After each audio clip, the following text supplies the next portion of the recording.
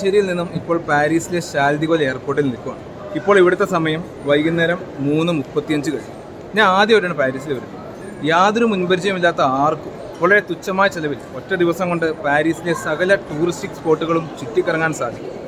കാരണം ഇവിടുത്തെ public transportation system നമുക്ക് അത്രത്തോളം വലിയ ഫെസിലിറ്റിയാണ് തരുന്നത്. ഞാൻ ഇന്ന് നിങ്ങളെ പരിചയപ്പെടുത്താൻ ഉദ്ദേശിക്കുന്നത് പാരീസിലെ എയർപോർട്ടിൽ നിന്നും മെട്രോയും ബസ്സും മാത്രം ഉപയോഗിച്ച് പാരീസ് മുഴുവൻ ചുറ്റിക്കറങ്ങി തിരികെ ഇവിടെ എങ്ങനെ എത്തിച്ചേരാൻ സാധിക്കും എന്നാണ്. ഇവിടുത്തെ സ്ഥലങ്ങൾക്കെല്ലാം വായിക്കൊള്ളാത്ത പേരാണ്, ഒന്നും ഓർത്തിരിക്കാൻ പോലും പറ്റില്ല. അപ്പോൾ ഞാൻ ഇന്ന് യാത്ര ചെയ്യാൻ ഉദ്ദേശിക്കുന്നത് ഈ എയർപോർട്ടിൽ നിന്നും ദോൻഫെറോഷറിൽ ചെന്ന് അവിടെ നിന്നും Eiffel tower, Arc de Triomphe, Sacre Coeur, Gare du Nord, Louvre museum, Notre Dame, തിരികെ വീണ്ടും ദോൻഫെറോഷറിൽ വന്ന് തിരിച്ച് എയർപോർട്ടിലേക്കുള്ള യാത്രയാണ്. ഈ ഒരു വീഡിയോ നിങ്ങളിൽ ആർക്കെങ്കിലും ഒരു പുതിയ അറിവായിരിക്കും, സഹായകരമായിരിക്കും. ഇന്ന് ഞാൻ നിങ്ങളെ സ്വാഗതം ചെയ്യുന്നത് എൻ്റെ ഒറ്റ ദിവസത്തെ ഈ പാരീസ് യാത്രയിലേക്കാണ്.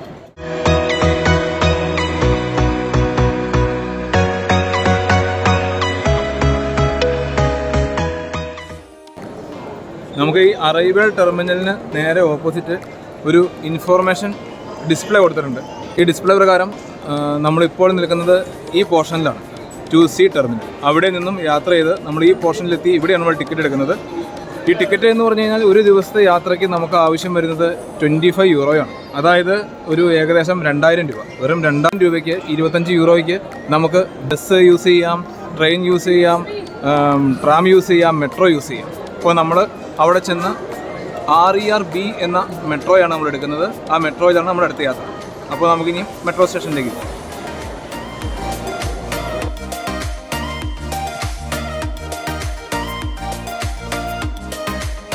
ഇവിടെ നിന്നുമാണ് നമ്മുടെ യാത്രയ്ക്ക് ആവശ്യമായ ടിക്കറ്റ് എടുക്കേണ്ടത്.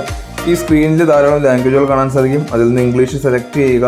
നമുക്ക് കാർഡ് ഉപയോഗിച്ച് ടിക്കറ്റ് പർച്ചേസ് ചെയ്യാം, കോയിൻസ് ഉപയോഗിച്ച് പർച്ചേസ് ചെയ്യാം. കോയിൻസ് ഉപയോഗിക്കുമ്പം 2 യൂറോ തൊട്ട് 5 സെൻറ്റ് വരെയുള്ള കോയിൻസ് ഉപയോഗിക്കാം.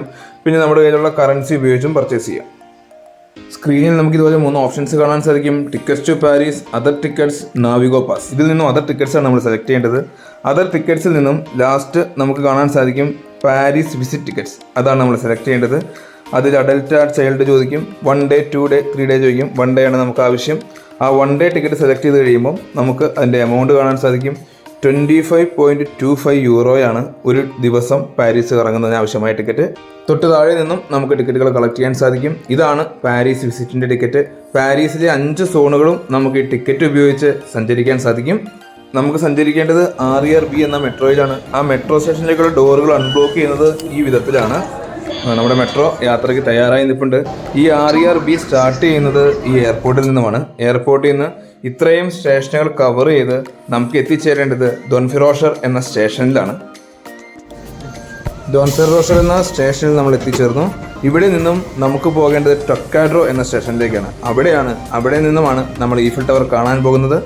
അതിനുവേണ്ടി നമുക്ക് പോകേണ്ടത് മെട്രോ 6ലാണ്, M6ലേക്കുള്ള വഴിയാണിത്.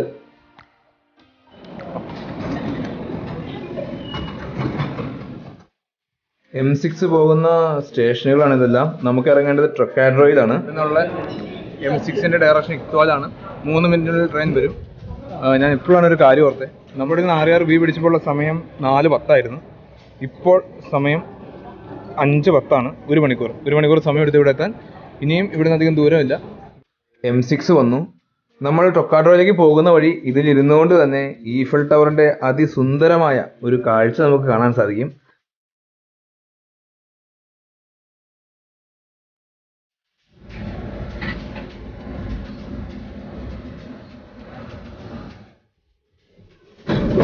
അങ്ങനെ ടൊക്കാഡ്രോ സ്റ്റേഷനിലെത്തി. ടൊക്കാഡ്രോയിൽ എത്തിയപ്പോൾ സമയം 5:25 കഴിഞ്ഞു. നമുക്ക് ഈ സ്റ്റേഷൻ്റെ ഭിത്തിയിൽ തന്നെ ഈഫൽ ടവറിലേക്ക് പോകുന്നതിനുള്ള റൂട്ട് കാണിച്ചിട്ടുണ്ട്. മറ്റാരുടെയും സഹായമില്ലാതെ ഈ സേനകൾ നോക്കി നമുക്ക് ഈഫൽ ടവറിനടുത്ത് എത്തിച്ചേരാൻ സാധിക്കും. നമ്മൾ ഈഫൽ ടവറിന് സമീപത്തേക്ക് ചെല്ലുകയാണ്.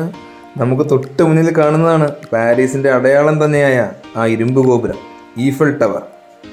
പാരീസിൽ ടൂറിസ്റ്റായിട്ട് വന്നവരോ, പഠിക്കാൻ വന്നവരോ, ജോലി അന്വേഷിച്ച് വന്നവരോ ആര് തന്നെയായാലും അവൻ്റെ ആദ്യത്തെ ആവശ്യം ഈഫൽ ടവർ കാണുക എന്നുള്ളതാണ്. പാരീസിൽ വന്ന ഞാനും ആദ്യം ഓടിയെത്തിയത് ഈഫലിൻ്റെ ചോട്ടിൽ തന്നെയാണ്. ഈ ഈഫലിന് നമ്മളോട് വലിയൊരു ചരിത്രം തന്നെ പറയാനുണ്ട്.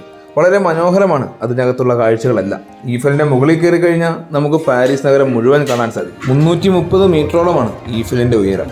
ഇന്ന് പാരീസിൽ ഈഫലിലും ഉയരം കൂടിയ കെട്ടിടം പണിയാൻ സമ്മതിക്കത്തില്ല. ഇപ്പോൾ ഇതിന് സമീപത്ത് എന്തോ സംഗീത പരിപാടി നടക്കുന്നുണ്ട്. നമുക്കത് എന്താണെന്ന് നോക്കാം.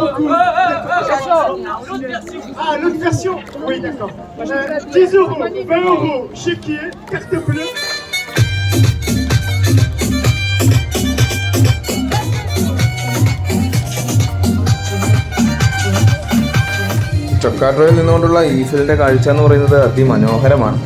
നമ്മൾ ഈഫലിൻ്റെ ചുവട്ടിൽ നിന്നും പതിയെ മടങ്ങിപ്പോവുകയാണ്. ഇതൊരു വലിയ ടൂറിസ്റ്റ് പ്ലേസ് ആയതുകൊണ്ട് തന്നെ അങ്ങിങ്ങായിട്ട് വേസ്റ്റുകൾ കിടപ്പുണ്ട്. അതെല്ലാം വാരി മാറ്റി ഇവിടം അവർ ക്ലീൻ ചെയ്തുകൊണ്ടിരിക്കുന്ന കാഴ്ചയാണ് നമ്മൾ ഈ കാണുന്നത്.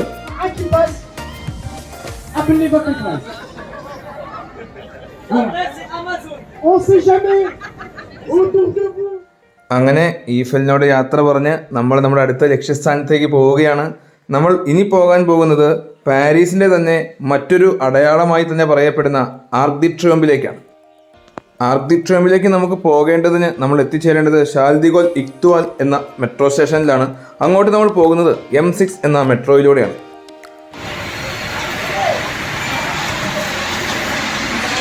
അപ്പോൾ നമ്മുടെ മെട്രോ വന്നു M6. നമ്മൾ M6-ൽ പോകുന്നത് ഷാർൽ ദി ഗോൾ ഇക്തുവാലിലേക്കാണ്. നമ്മൾ ആദ്യം യാത്ര തുടങ്ങിയ എയർപോർട്ടിനും ഇതേ പേര് തന്നെയായിരുന്നു, Charles de Gaulle airport. Charles de Gaulle എന്നത് ഫ്രാൻസിൻ്റെ ചരിത്രത്തിൽ ഏറ്റവും കൂടുതൽ സ്വാധീനം ചെലുത്തിയിട്ടുള്ള ഫ്രാൻസിൻ്റെ പ്രസിഡന്റിൻ്റെ പേരാണ്. ആർക്ക് ദി ട്രിയംഫിലേക്ക് പോകേണ്ട വഴി ഏതാണ് എന്ന് സ്റ്റേഷനിലെ പല സൈൻ ബോർഡിൽ നിന്നും നമുക്ക് വളരെ വ്യക്തമായി തന്നെ മനസ്സിലാക്കാൻ സാധിക്കും.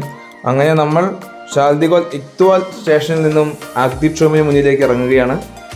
നമ്മുടെ തൊട്ടു മുമ്പിൽ കാണുന്നതാണ് ഫ്രാൻസിൻ്റെ തന്നെ ഏറ്റവും ചരിത്രപ്രസിദ്ധമായ സ്മാരകം ആർക്ക് ദി ട്രിയംഫ്. 16 നില കെട്ടിടത്തോളം ഇതിന് ഉയരമുണ്ട്. ഇത് നെപ്പോളിയൻ ചക്രവർത്തിയുടെ യുദ്ധവിജയങ്ങളുടെ സ്മാരകമായി നിർമ്മിക്കപ്പെട്ടതാണ്. ഫ്രഞ്ച് വിപ്ലവ സമയത്തും ലോക മഹായുദ്ധ സമയത്തുമെല്ലാം വീരമൃത്യു വരിച്ച ജവാന്മാരെല്ലാം ഇവിടെയാണ് അടക്കം ചെയ്തിരിക്കുന്നത്. സ്വാതന്ത്ര്യദിന ആഘോഷ സമയത്തെല്ലാം പരേഡ് നടക്കുന്നതെല്ലാം ഇതിന് തൊട്ടു മുന്നിലാണ്. പതാക ഉയർത്തപ്പെടുന്നത് ഇവിടെയാണ്. ഇപ്പോൾ സമയം 6 മണി കഴിഞ്ഞു. ആർക്ക് ദി ട്രിയംഫിൻ്റെ തൊട്ടു മുന്നിലുള്ള ഏറ്റവും വലിയ സ്ട്രീറ്റാണിത്. ഇതിൻ്റെ പേര് ഷംസ്-എലീസേ എന്നാണ്. ഈ സ്ട്രീറ്റിലാണ് പാരീസിലെ ഏറ്റവും വലിയ പണക്കാർ പർച്ചേസ് നടത്തുന്നത്. കാരണം ലോകത്തിലെ ബ്രാൻഡഡ് ആയിട്ടുള്ള എല്ലാ ഐറ്റംസും ഇവിടെയാണ് വിൽക്കപ്പെടുന്നത്. അങ്ങനെ ആർക്ക് ദി ട്രിയംഫിനോട് ഇവിടെ പറഞ്ഞ് നമ്മൾ നമ്മുടെ അടുത്ത ലക്ഷ്യസ്ഥാനത്തേക്ക് നീങ്ങുകയാണ്. ഇനി നമ്മൾ പോകുന്നത് പാരീസിൽ ഏറ്റവും കൂടുതൽ ആളുകൾ വരുന്ന മറ്റൊരു ടൂറിസ്റ്റ് സ്പോട്ടാണ് സാക്രേ-ക്യൂർ. നമുക്ക് സാക്രേ-ക്യൂറിലേക്ക് പോകേണ്ടത് മെട്രോ 2-വിലാണ്. അപ്പോൾ മെട്രോ 2 പോകുന്ന സ്റ്റേഷനുകളാണ് നമ്മൾ ഈ കാണുന്നത്.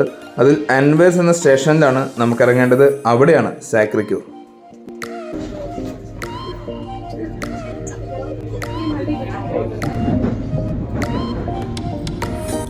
നമ്മളിപ്പോൾ ഇറങ്ങിയിരിക്കുന്നത് ബ്ലോഷ് എന്ന് പറഞ്ഞ ഒരു സ്റ്റേഷനിലാണ്. നമ്മുടെ പ്ലാനിൽ ചെറിയൊരു മാറ്റം വരുത്തി. പക്ഷേ നമുക്ക് അഡ്വാൻറ്റേജ് ആണ്, ഒരു സ്ഥലം കൂടെ നമുക്ക് അഡീഷണലായിട്ട് കാണാൻ സാധിക്കും. നമ്മളിപ്പോൾ ഇറങ്ങിയിരിക്കുന്നത് ക്യാബറെ ഡാൻസും ടേബിൾ ടോപ്പ് ഡാൻസും ഡാൻസ് ബാറുകളും ഒക്കെയുള്ള ഒരു വലിയ സ്ട്രീറ്റിലാണ്. മെട്രോപൊളിറ്റൻ പഴയ ലിപിയിൽ എഴുതിയിരിക്കുന്നതാണ്. അപ്പോൾ നമ്മൾ ആ സ്ട്രീറ്റിലെത്തി. നമ്മൾ തൊട്ട് മുമ്പിൽ കാണുന്നതാണ് പാരീസിലെ ഏറ്റവും ഫേമസ് ആയ ക്യാബറെ ഡാൻസ് നടക്കുന്ന ബാറ്. അതിൻ്റെ പേര് മൊളൻ റൂഷ് എന്നാണ്. ഇത് പുറത്ത് നിന്ന് മാത്രം അതിൻ്റെ ഭംഗി കണ്ട് ആസ്വദിക്കാനും ഫോട്ടോ എടുക്കാനും ഇത്രത്തോളം ആളുകൾ ഇവിടെ തടിച്ചുകൂടി നിൽക്കുവാണ്. നമുക്ക് വെറുതെ കയറി ഇതിൻ്റെ ടിക്കറ്റുകളെ പറ്റി ചുമ്മാ ഒന്നറിയാം. ഇത് ടിക്കറ്റ് കൗണ്ടറിൽ നിന്ന് കിട്ടിയ ബ്രോഷറാണ്. ഈ എൻ്റെ അമ്മോ, 87 യൂറോ, 77 യൂറോ, 210 യൂറോ. ഇത് ഭയങ്കര എക്സ്പെൻസീവ് ആയിട്ടുള്ള ഒരു സംഭവമാണ്. നമ്മളിവിടെ നിന്നും സാക്രേ-ക്യൂറിലേക്ക് പോവുകയാണ്. തൊട്ടടുത്ത സ്റ്റോപ്പ് തന്നെയാണ്. നമ്മൾ സ്റ്റേഷനിലെത്തി. ഇവിടെ സ്റ്റേഷൻ്റെ പേരിനോടൊപ്പം സാക്രേ-ക്യൂർ എന്നും കൊടുത്തിട്ടുണ്ട്. ഇപ്പോൾ സമയം 6:50 കഴിഞ്ഞു. നമ്മൾ സാക്രേ-ക്യൂറിലേക്ക് പോവുകയാണ്. ഈ സ്റ്റേഷനിൽ അത്യാവശ്യം നല്ല തിരക്കുണ്ട്. പാരീസിൽ ഏറ്റവും കൂടുതൽ സഞ്ചാരികൾ വരുന്ന ഒരു ടൂറിസ്റ്റ് സ്പോട്ടാണ് സാക്രേ-ക്യൂർ. ഈ നടവഴിയുടെ അറ്റത്ത് മലമുകളിൽ നമുക്ക് കാണാൻ സാധിക്കുന്ന ആ ദേവാലയമാണ്, തിരുഹൃദയ ദേവാലയമാണ് സാക്രേ-ക്യൂർ. ആ ദേവാലയം കാണുന്നതിന് വേണ്ടിയാണ് ഈ സഞ്ചാരികളെല്ലാം പോകുന്നത്. ചെറിയ ചാറ്റൽ മഴയുണ്ട്. ഈ നടവഴിക്ക് ഇരുവശത്തും ധാരാളം കടകളുണ്ട്. ഇതുപോലുള്ള യാത്രകൾ ചെയ്യുമ്പോൾ നമ്മൾ നമ്മുടെ പണവും പാസ്പോർട്ട് അടക്കമുള്ള പ്രധാനപ്പെട്ട രേഖകളുമെല്ലാം നമ്മൾ വളരെയേറെ സൂക്ഷിക്കണം. കാരണം ഇതുപോലുള്ള ടൂറിസ്റ്റ് പ്ലേസുകളിൽ മോഷ്ടാക്കൾ ധാരാളം ഉണ്ടാകും. ഈ നടപ്പാതയിൽ ഇങ്ങനെ നിന്നുകൊണ്ട് ഈ സാക്രിക്കൂര് കാണാൻ അതിമനോഹരമാണ്.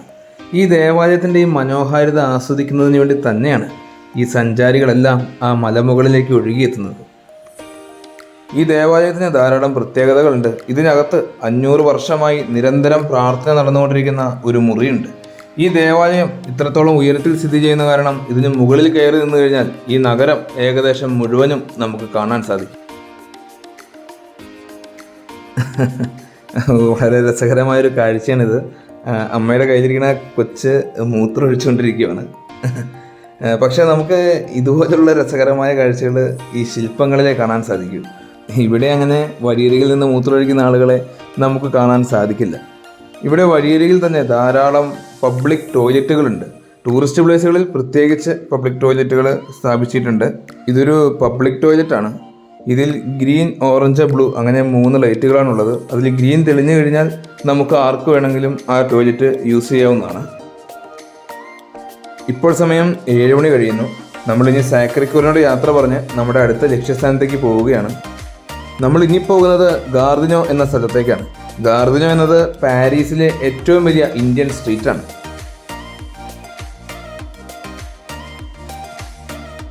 നമ്മൾ സാക്രിക്കൂറിൽ നിന്നും പോകുന്നത് ലാ ചാപ്പലെ എന്ന അടുത്ത സ്റ്റേഷനിലേക്കാണ്. ആ സ്റ്റേഷനിൽ നിന്നുമാണ് ഗാർദിനോർ തുടങ്ങുന്നത്. അങ്ങോട്ട് പോകാൻ നല്ല തിരക്കാണ്. കാരണം പാരീസിലെ തന്നെ ഏറ്റവും വലിയ റെയിൽവേ സ്റ്റേഷനും മെട്രോ സ്റ്റേഷനും ബസ് സ്റ്റേഷനും എല്ലാം സ്ഥിതി ചെയ്യുന്നത് ഗാർദിനോർ പ്രദേശത്താണ്. മാത്രമല്ല ഇന്ന് ഫ്രൈഡേ ആണ്, വീക്കെൻഡാണ്. അതിൻ്റെ നല്ലൊരു തിരക്കുമുണ്ട്. നമ്മൾ ലാ ചാപ്പലെ സ്റ്റേഷനിലെത്തി. ഇപ്പോൾ സമയം 7:15 ആകുന്നു. ഈ സ്റ്റേഷന് പുറത്തിറങ്ങിയിട്ടാണ് നമുക്ക് ഗാർദിനോറിലേക്ക് പോകേണ്ടത്. ഇതിനിടയിൽ റെയിൽവേ സ്റ്റേഷനിൽ വെച്ച് നമുക്ക് വളരെ കൗതുകം നിറഞ്ഞ ഒരു അതിഥിയെ പരിചയപ്പെടാൻ സാധിച്ചു. അദ്ദേഹം വളർത്തുന്ന ഒരു ജീവിയാണ്. ഓസ്ട്രേലിയയിൽ നിന്ന് ലഭിച്ചതാണെന്നാണ് പറഞ്ഞത്. ഇതാണ് ലാ ഷപ്പേൽ. ഇവിടെ നിന്നാണ് ഗാർദിനോർ സ്റ്റാർട്ട് ചെയ്യുന്നത്.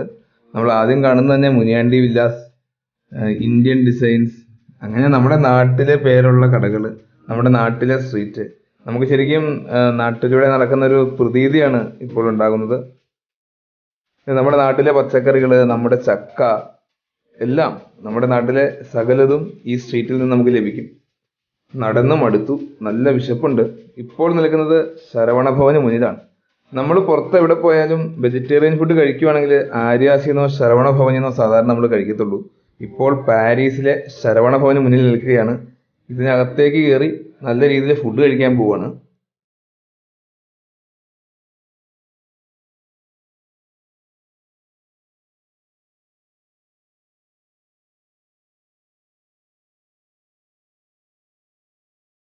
ഇപ്പോൾ സമയം 8:40 ആകാറായി. നമ്മൾ ഇവിടെ വന്നിട്ട് ഇപ്പോൾ ഒരു 1.25 മണിക്കൂറോളമായി. ഫുഡിൽ വന്ന ഡിലേ കാരണമാണ് താമസം വന്നത്. നമ്മൾ ഇനിയും ഇവിടുന്ന് പോകുന്നത് ലൂർ മ്യൂസിയത്തിലേക്കാണ്. ഇതാണ് ഗാർദിനോ സ്റ്റേഷന്റെ എൻട്രൻസ്. യൂറോപ്പിലെ മറ്റ് രാജ്യങ്ങളിലേക്കുള്ള കണക്ഷനുകളെല്ലാം ഇവിടെ നിന്നാണ് വരുന്നത്. പാരീസിലെ ഏറ്റവും വലിയൊരു സ്റ്റേഷനാണിത്. ഇവിടെ നിന്ന് നെതർലൻഡ്സ് പോകാം, ബെൽജിയം പോകാം, UK പോകാം, ജർമ്മനി പോകാം, ഇറ്റലി പോകാം. അങ്ങനെ യൂറോപ്പിലെ സകല രാജ്യങ്ങളിലേക്കും ഈ സ്റ്റേഷനിൽ നിന്ന് നമുക്ക് പോകാൻ സാധിക്കും. ഇത് അങ്ങനെ മറ്റു രാജ്യങ്ങളിലേക്ക് പോകുന്ന ഒരു ബുള്ളറ്റ് ട്രെയിനാണ്. 300 കിലോമീറ്റർ പെർ അവറിലും കൂടുതലാണ് ഇതിൻ്റെ വേഗത.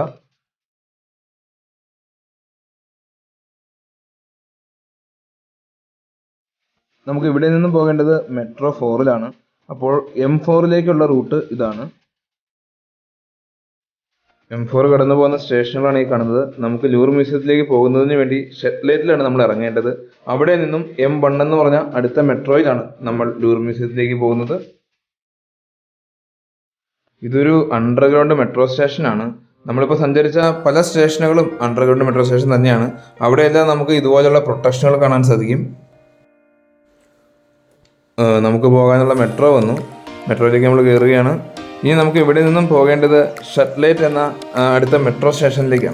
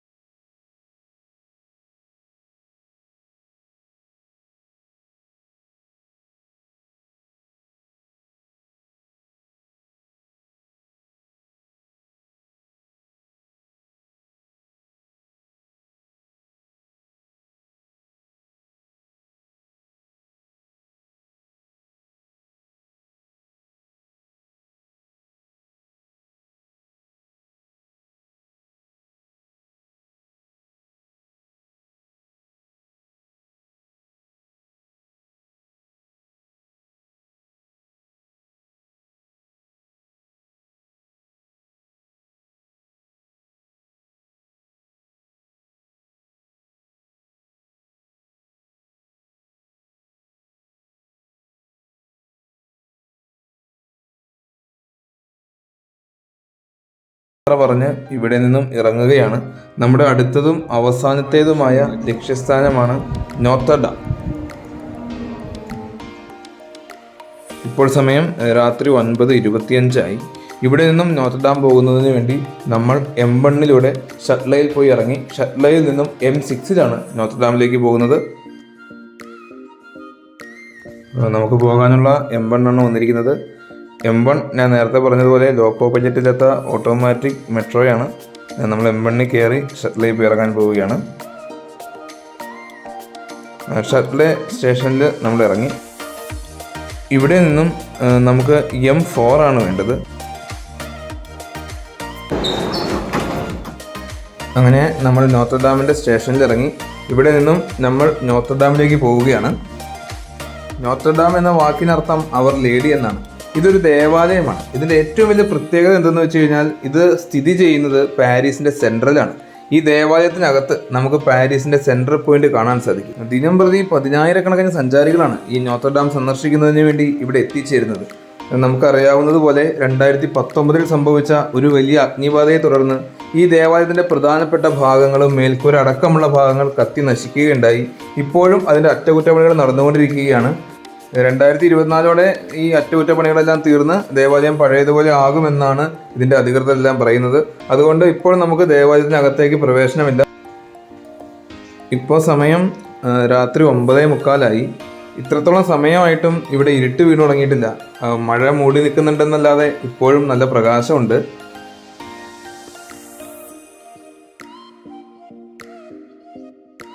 ഈ ദേവാലയം സ്ഥിതി ചെയ്യുന്നത് അതിമനോഹരമായ ഒരു റിവറിൻ്റെ സൈഡിലാണ്. ഈ റിവറിലൂടെ സഞ്ചരിക്കുന്നത് പ്രധാനമായും ടൂറിസ്റ്റ് ബോട്ടുകളാണ്. ഒരു കൂട്ടം ടൂറിസ്റ്റുകളുമായി യാത്ര ചെയ്യുന്ന ബോട്ടാണ് ഇപ്പോൾ നമ്മൾ കണ്ടുകൊണ്ടിരിക്കുന്നത്. ഈ സന്ധ്യാസമയത്ത് ഇതുപോലെ സ്ട്രീറ്റിലൂടെ നടക്കുക എന്നുള്ളത് ഒരു പ്രത്യേക അനുഭവം തന്നെയാണ്. ഈ സ്ട്രീറ്റിനപ്പുറത്ത് നമ്മെ കാത്ത് മറ്റൊരു കാഴ്ച കൂടി ഇരിപ്പുണ്ട്. ലോകപ്രശസ്തനായ ഷേക്സ്പിയറിൻ്റെ സകല കൃതികളും ഉൾക്കൊള്ളിച്ചുകൊണ്ടുള്ള ഒരു ലൈബ്രറിയാണിത്. ഇത് ഒരുപാട് വർഷം പഴക്കമുള്ള ലൈബ്രറിയാണ്, ഷേക്സ്പിയർ ആൻഡ് കമ്പനി. ഇതിന് മുൻപ് ഇവിടെ ഉണ്ടായിരുന്ന മറ്റൊരു ലൈബ്രറിയും ഇതിന് സമീപത്തുണ്ട്. അത് കാണുമ്പോൾ തന്നെ അതിൻ്റെ കാഴപ്പഴക്കം നമുക്ക് മനസ്സിലാക്കാൻ സാധിക്കും. ഒരുപാട് ടൂറിസ്റ്റുകൾ വന്ന് സന്ദർശിക്കുന്ന ഒരു സ്പോട്ടാണ് ഷേക്സ്പിയർ ആൻഡ് കമ്പനി. അപ്പോൾ നോർത്തർഡാം ആയിരുന്നു നമ്മുടെ ഏറ്റവും അവസാനത്തെ ഡെസ്റ്റിനേഷൻ. നോർത്തർഡാമിൽ നിന്ന് ആ ബ്രിഡ്ജ് ക്രോസ് ചെയ്ത് വലത്തോട്ട് തിരിഞ്ഞ് നേരെ വന്നാൽ നമുക്ക് RER സ്റ്റേഷനിൽ എത്തിച്ചേരാൻ സാധിക്കും.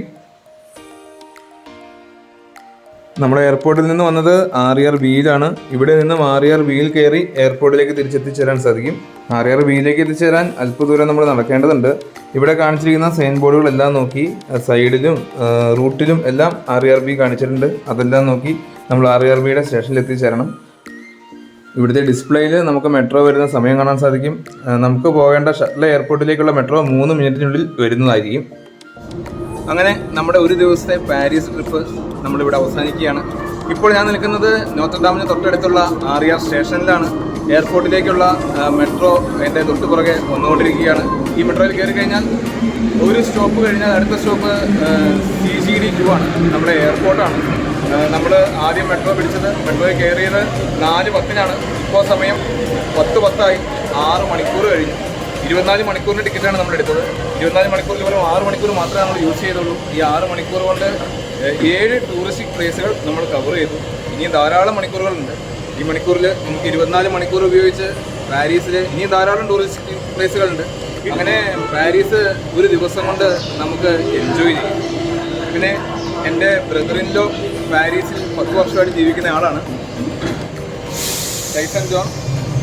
അറിയാൻ കാരണമാണ് എനിക്ക് ഇത്രയും കാര്യങ്ങൾ അറിയാൻ സാധിച്ചത്. ഇപ്പോൾ ഞാനീ പറഞ്ഞ 7 സ്ഥലങ്ങളുടെയും പേര് എൻ്റെ പ്രൊണൗൺസിയേഷൻ കറക്റ്റ് ആയിരിക്കണമെന്നില്ല. കാരണം ഫ്രഞ്ചിലെ പല വാക്കുകളും നമ്മുടെ വായിക്കൊള്ളാത്ത വാക്കുകളാണ്. പാരീസ് എന്നാണ് നമ്മൾ പറയുന്നതെങ്കിലും ഈ പ്രദേശത്തിൻ്റെ ശരിക്കുള്ള പേര് ഇവിടുത്തെ നാട്ടുകാർ പറയുന്ന യഥാർത്ഥ പേര് പാരീസ് എന്നല്ല, പാരി എന്നാണ് പറയുന്നത്. അപ്പം ഞങ്ങൾ ഒരുമിച്ചാണ് ഈ യാത്ര ചെയ്തത്. ഞങ്ങളുടെ ഈ ഒരു യാത്ര ആർക്കെങ്കിലുമൊക്കെ പുതിയ അറിവും ഉപകാരപ്പെടുന്നതുമാണ് എന്ന് വിശ്വസിക്കുന്നു. ഇനി ആർക്കെങ്കിലും ഇതുപോലെ പാരീസ് വന്ന് കറങ്ങണം, പാരീസിലൂടെ യാത്ര ചെയ്യണം എന്നൊക്കെ ആഗ്രഹമുണ്ടെങ്കിൽ അത് കമൻറ്റിൽ തീർച്ചയായിട്ടും പറയണം, എന്നെ കോൺടാക്റ്റ് ചെയ്യണം. പാരീസ് ഒരുപാട് എക്സ്പ്ലോർ ചെയ്യാനുള്ള സ്ഥലമാണ്. പാരീസ് അങ്ങനെ എക്സ്പ്ലോർ ചെയ്യാൻ പറ്റും. അതിനുള്ള എല്ലാ അറേഞ്ച്മെൻറ്റും നമ്മൾ ചെയ്തു തരും. ഇനി പാരീസിനകത്ത് ഇപ്പോൾ നമ്മൾ കണ്ട ഈ എല്ലാ പ്രദേശങ്ങളെക്കുറിച്ചും വളരെ വിശദമായ വീഡിയോ, പാരീസിനകത്തുള്ള ടൂറിസ്റ്റ് പ്ലേസുകളെ പറ്റി, പാരീസിന് പുറത്ത് ഫ്രാൻസിലുള്ള മറ്റ് ടൂറിസ്റ്റ് പ്ലേസുകളെ പറ്റി, നെതർലൻഡ്, ആംസ്റ്റർഡാം തുടങ്ങിയ ടൂറിസ്റ്റുകളുടെ പറുദീസയായിട്ടുള്ള പ്ലേസുകളെ പറ്റി എല്ലാം അവിടെ ചെന്ന് വളരെ വിശദമായ വീഡിയോകളിലൂടെ നമുക്ക് ഇനിയും കാണാം. അപ്പോൾ മെർസി ബുക്കും